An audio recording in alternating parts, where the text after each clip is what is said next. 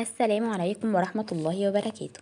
لو انتي عندك طفل بادئ يتعلم ويكتب وانتي محتارة ومش عارفة توصليله المعلومة ومش عارفة خطوات كتابة الحروف وازاي تعلميه بدايات اللغة، هبدأ معاكي سلسلة أبجد هوز، وهي اننا هنمسك حرف حرف نفصصه ونعرف اسمه وصوته وأشكاله وطريقة كتابته بطريقة سهلة وبسيطة. والنهاردة هنبدأ مع بعض حرف الألف. انت يا حرف الألف بتتكتب ازاي؟ أنا بتكتب كده: واحد واقف على السطر وفوقيه نص دايرة صغيرة ونازل منها شرطة، ده اسمه حرف الألف. انت يا ألف صوتك ايه؟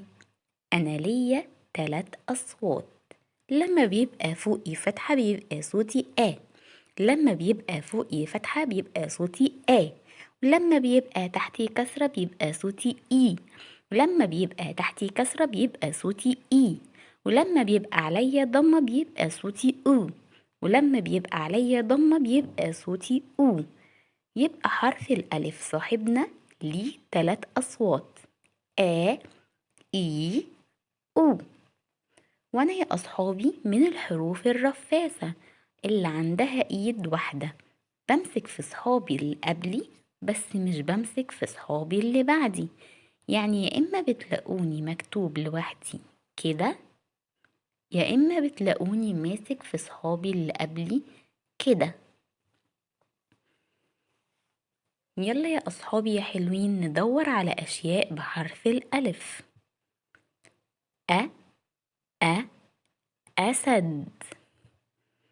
أ أ أرنب.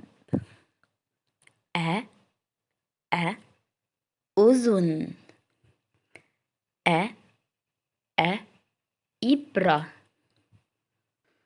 يلا يا أصحابي انتوا كمان دوروا على حاجة بحرف الألف واستنوني بقى في حرف الباء. مع السلامة.